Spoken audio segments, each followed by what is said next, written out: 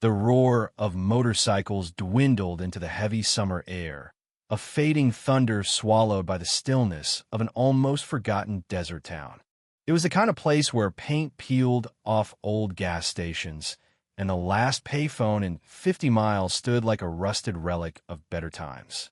The cracked asphalt shimmered beneath the sun's relentless glare. A sign for Ruby's Diner groaned with each pass of the wind, its faded red letters clinging stubbornly to the frame. Out front, the silence was broken by the deep snarl of a voice steeped in smoke and spite. "Hey, lady, you deaf or just plain stupid?" The man who spoke stood 6'3", a tree trunk of muscle wrapped in faded denim and worn leather. Tattoos climbed up his arms like ivy, each inked image more aggressive than the last. A chain dangled from his belt, and a thick scar ran down the side of his cheek. Behind him, 5 others flanked the parking lot like wolves at rest, the same crimson wolf emblem on each of their jackets howling at a phantom moon. The woman he addressed was a visual contradiction to the scene.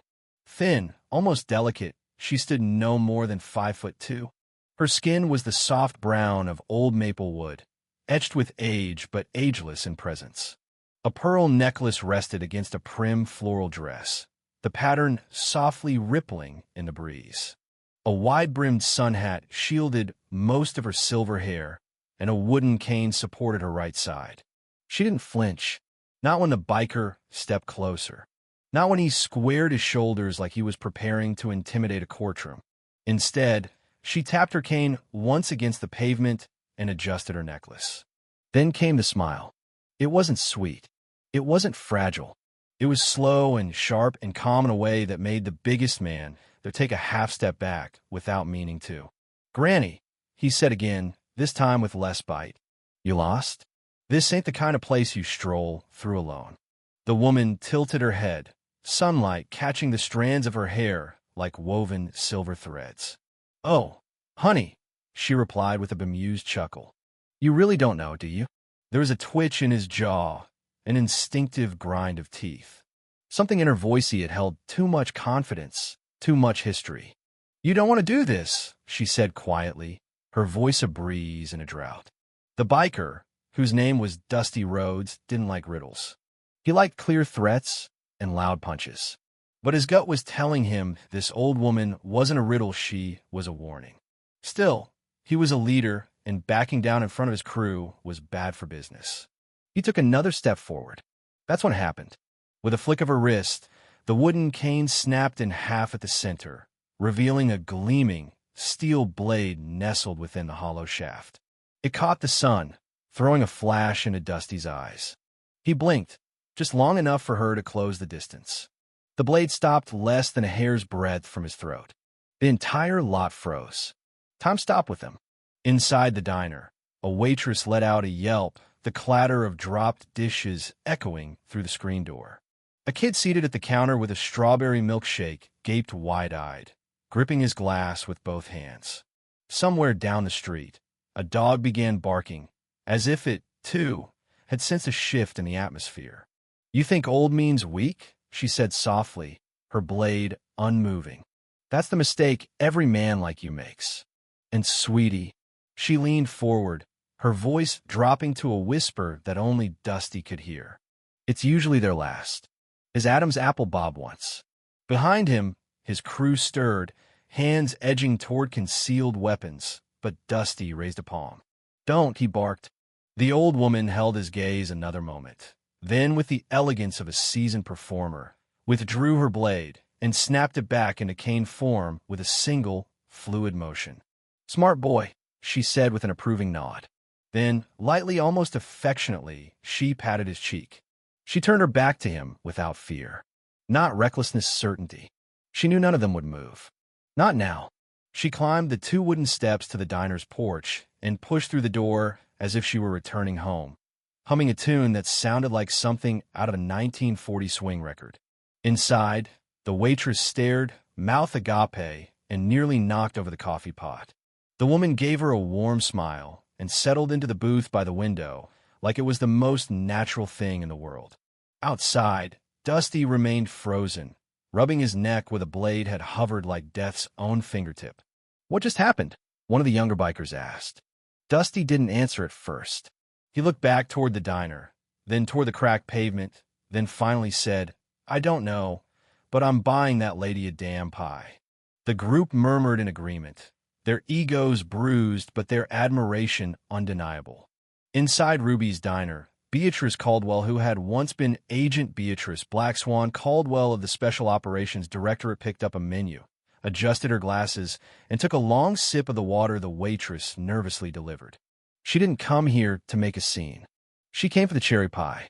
But sometimes, she thought with a sigh, the world just refuses to let you retire in peace. She watched her reflection in the window, how the sunlight caught the faint lines across her brow, how age had shaped her but not defined her. People saw an old woman. She let them. It was easier that way. Easier until someone got too close. Across the diner, an older man with a veteran's hat nodded at her, having seen enough to guess the truth. She nodded back. The waitress returned, visibly shaken. "See, can I get you something, ma'am?" "Yes," Beatrice said, folding the menu with care. "I like the cherry pie warmed. And a coffee. Black." "Why, yes, ma'am." As the waitress retreated, Beatrice opened her purse and retrieved an old silver lighter. She turned it over in her hand, rubbing her thumb across the engraved initials, SOD. She hadn't touched a weapon in years, at least not outside practice. But the cane? That had been her one indulgence, a retirement gift from her unit. They told her it would probably come in handy one day. They were right. Across the street, the bikers milled about, no longer the threat they had appeared to be.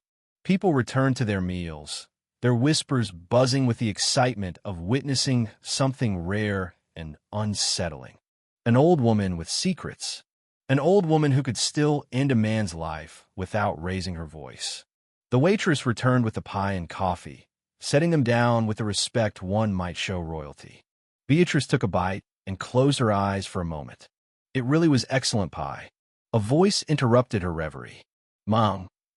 She looked up. It was Dusty. He stood at the edge of her table, helmet in one hand, awkward in the way of someone not used to being humbled. I just wanted to say, he paused, rubbed the back of his neck. "That was impressive." Beatrice raised an eyebrow. "And stupid. I was stupid. We all were." She sipped her coffee. "Well, you're not wrong." He let out a short laugh, then nodded toward the counter. I paid for your pie." "How thoughtful," she replied with a smile that made him shift uncomfortably. "And coffee refills, too," he added quickly. She gave him a slow nod, then gestured to the booth across from her. "Sit." He blinked. Sit," she repeated. He obeyed. They sat in silence for a while. He watched her take another bite of pie. She watched him fidget. "You ever serve?" she asked suddenly. "Afghanistan. 2 tours. Marines." Explains the posture. He straightened instinctively. She smiled. "You?" She tilted her head. "Long time ago. Different wars. Same stupidity." Dusty nodded, chewing on that thought. "So why the cane sword?" She smirked. "You carry a gun? I carry a stick that slices." Another pause. "Do people often mess with you?" Beatrice set her fork down. "They try." And that was all she needed to say. He stood again, nodded respectfully, then walked out. The door chimed behind him. Beatrice Caldwell sat back, finished her pie, and looked out the window. The desert wind had picked up again, sending a new wave of dust through the streets. She reached for her purse and slid a 20 beneath her empty plate.